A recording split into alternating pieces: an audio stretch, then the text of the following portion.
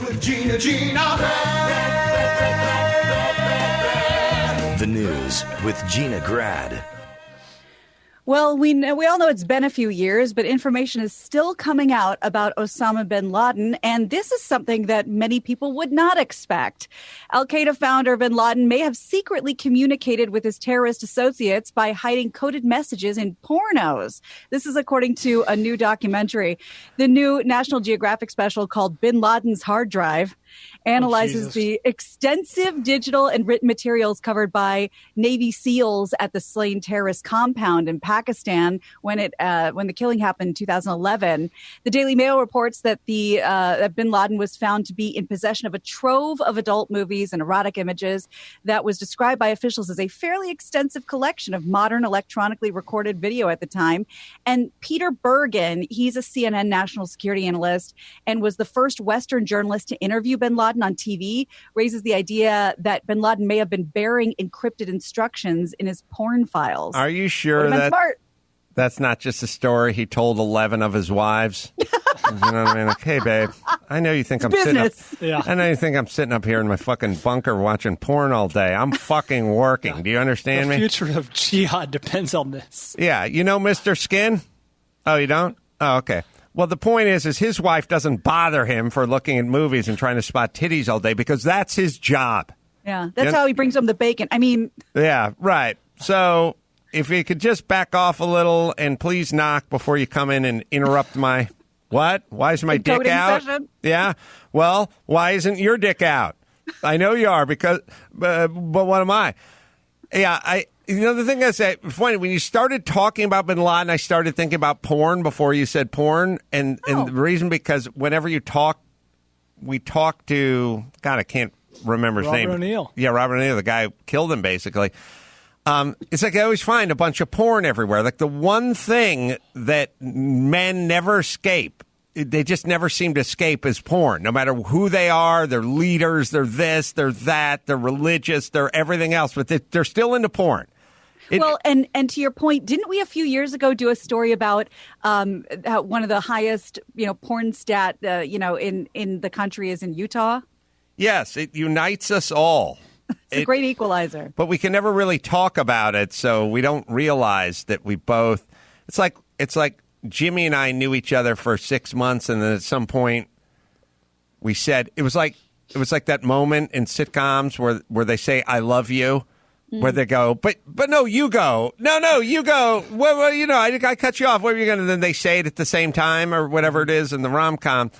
It was that way with the TV show Alf. We both admitted out loud that we thought Alf was funny, but we were scared the other one would judge us. I thought you were going to say Sex Boat, but okay. Sex Boat we had in common as well. So that was my first porn, and that was his first porn. So we had Sex Boat in common, but. They never say it out loud, but I think porn could probably unite this world. I think that is the one thing all these guys agree upon, right? Yeah. And I don't know enough about fetishes or men's proclivities to speak to this, but I would think that it doesn't, there's all these categories for all these different types of women. If it's a woman and you're a cisgendered man, that's probably good enough, right? You don't need to get into what ethnicity they are, what color their hair is. If it's a woman, you'll watch it. There's a few key exceptions, but for the most part, yes. I think if let's break it down this way. Let's call a woman in porn the hamburger. I'm with you. And then we have to argue over, do we like an onion slice? Do we like cheese? Some guys like spread. Some guys like mayo. Like, I think we can kind of agree that the burger and the bun is there. Most like the cheese. I like the works. I like the pickles and the tomatoes and onion. I'll go all there. Once in a while, you find the guy who likes a raw egg or something on there. That's like the German foot fetish porn guy, and you're like, I don't like. And also, it's kind of like, I don't think you can do better than a double with cheese and the spread. Like, I just don't think you could do better than that. And these Two guys chicks on one guy. Right. These guys are adding all this shit onto their burger. Animal style. Right. But they're a little bit, I think they're kind of outliers. I think most guys like the burger, the cheeseburger, the like a little mayo or mustard or whatever. I'm not judging whether you say hold the pickles or I like lettuce on mine. That's all in the same camp. There's a reason why McDonald's sells more burgers than everyone else combined. People like the burger. Like I said, just riding in, when I drive in, I drive right past this McDonald's, and I drive past a drive-in at McDonald's, and I was driving at, I guess it was noon, so it was lunchtime. There were 31 cars in this drive-thru. Yep. I mean, it was I believe it. Way out the driveway, way down the street, and now it's starting to spill into the major thoroughfare. So I don't even know what they're going to do. But also, as desperate as people are for McDonald's, I also realize, as we talked about, people can spend so much time in their car now because you have all your iTunes and your podcasts and your internet stuff, your radio stuff, your phone. Just the fact you have your phone on. I think people are. When I was a kid, not that we went to drive-thrus, but if I was a kid and you went to the In-N-Out drive-thru when I was 19 and you went to the In-N-Out drive-thru, if there were more than 6 cars, you'd park and get out of your car, just walk in. There were 31 cars. People just pulled in. Now, I didn't have air conditioning or satellite radio, so I was like, this is miserable.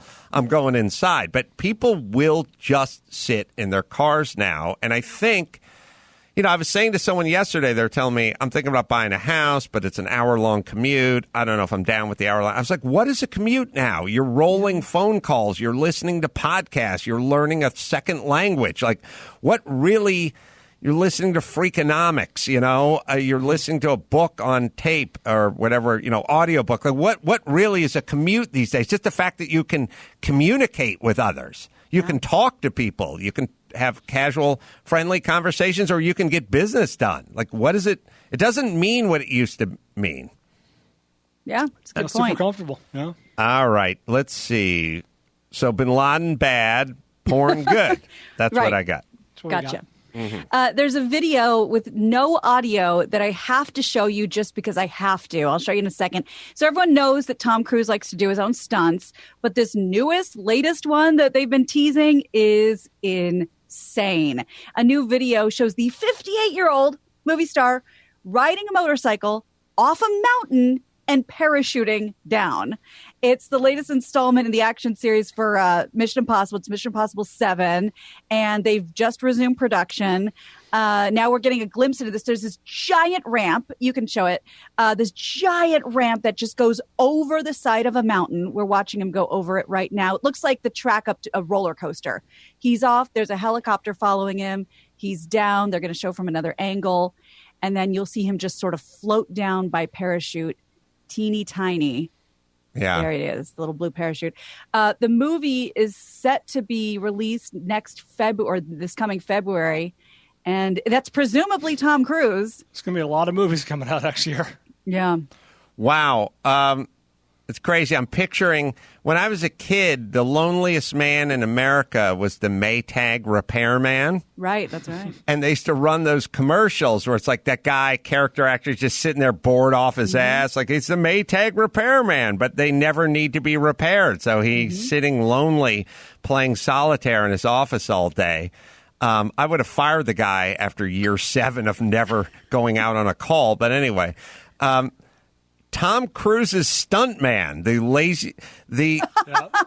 least worked man in America. Like, he is the Maytag repairman of this generation, right? That's Tom Cruise's. Yeah. So did Tom Cruise? So I saw this on TMZ a couple of weeks ago. Sorry to scoop you, Gina. This is a few weeks old.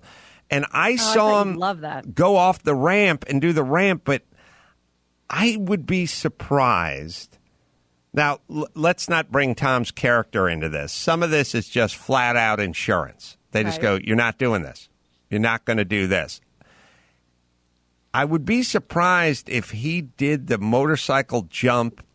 Now, I could see him do the motorcycle jump on a harness or with a tether and a cable, but I couldn't see him do it without the cable and then straight into the parachute and down to the bottom of the canyon. Well, how would they... So that's why there's a cut there. So we didn't see the full shot. We saw it from one angle, and then we saw it from the bottom. So is that what you're saying? That's why? Taking that motorcycle and accelerating off this huge ramp and going airborne with no cable and just a parachute, I don't think they'd let anybody do that. Even Tom Cruise. I don't think they would do that, but they would let you do it on that cable that he does all his stuff with, right? He has a big slide, which is still ballsy and nuts. He puts that harness on, and then they get that cable, and then he jumps roof to roof or whatever it is. So now Max Zapata's got to try to figure it out. Where would a cable be suspended from? Somewhere above him, because if it's below you, it that right? loses its effectiveness. Thank you, Bill Nye. There was a helicopter above but him. it was behind him. Yeah, I don't think it can be the helicopter. I think it has to be something above. I think I saw a version of it where he did it and jumped off the bike and kind of dangled, but I don't know. Oh, I got to see this. If he just went and did it with the parachute, that is Travis Pastrana shit there. And it's insane, but also I just don't think they'd let you try that. So he's the producer of the movie. Adam, this story around it that way. Adam, it's like they'd go. The insurance company's not going to let you do it. Right. That's how whoever's insuring this movie is not going to let you do it. I've had that happen where they just go, you're trying to do a man show bit or anything, they're not going to let you do it. I've had that. So, but I don't know. You tell us. Adam, so what you saw was him practicing for the stunt with wires in England. And so this story is new. Oh, yeah, Gina was not scooped by No. TMZ. And he just did it flat out? What we know is just what the video says. So as nobody's saying that there wasn't any cables. So or there were, two weeks ago he was practicing with the cables. Yes. Oh, and that's what I saw. Yes. And in the article, and that's why I said it says presumably Tom Cruise. So there's a little mystery around it, but yeah, it's a different video. It's ballsy as hell, and I love it. I still can't wrap my mind around him just firing down that ramp with nothing but a parachute. That is just insane. So kudos to him if he did it. I'm still, I got one eyebrow up a little. I just gotta. So the one I'm looking at on the right is him with the cable. That's him practicing. Yes. Oh, okay, and then later on, Jesus Christ. It's insane. Imagine, no wonder why none of that guy's marriages ever last. Can you imagine that kind of intensity all the time? Well, and there's another video I watched of him where he dumps a bike hard, and he just rolls, and as everyone's running up to him, he jumps up, I'm okay, don't worry. Like he's just rubber. You'd be married to him, and you'd be like in the kitchen, and you'd be like, Tom, where's the oven mitten? I want to get why? Why do you need one? It's getting the lasagna out of the oven. Really? Let me handle this for you. You need a mitten for that? Well, I don't want to burn my hands. You won't if your mind's right. Yeah. I'm just asking where How committed are you to this project? The oven mitten is. I don't know. Oh, yeah. We got some as a wedding gift, and I burnt them ritualistically in the backyard, okay? Before I did 1,000 push-ups. So how you getting that lasagna out, bitch? And you're like, a towel? I don't think so. I'm not going to let our child witness your weakness. No towels in this house. You work it out. If it's up to me, I'd take my shirt off and put it on my back and walk it on all fours over to the fucking table. But you want your oven mitten? Fine. Where's it end? Oh, I'm putting a helmet on. I'm taking a shower. Where's it end? Where's it end? All right, I'm going to go ride a motorcycle off the roof. What you think about that oven mitten? You know, as a puss, that hamburger helper mitten. You know who that guy is right now? Died of AIDS. That's right. Ironically, didn't wear a glove. I don't even know where this bit's going anymore. Too intense, right? He'd come in and you'd be watching, like, Real Housewives of Orange County. He'd just be all judging the shit out of you. Like, I just rode a horse to a river.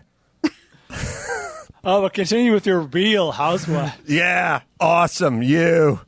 Tell me if you want me to turn you over every 2 hours so you don't get bed sores. Now I'm going to go out ride another horse, and I'm going through a river again. This time I'm going long ways. Most people cross rivers. I go long ways, bitch. I traverse them. You want to use that oven mitten to operate your car, or are you good with just putting your plain hands on the steering wheel? Oof. Too intense, right? Yeah. Tom, I've been thinking over. I think I'm going to take my daughter and escape in the night, if that's okay with you. All right. Let's bring it home, Gina Grad. You got it. I'm Gina Grad, and that's the news. Gina Grad. That was the news with Gina Grad.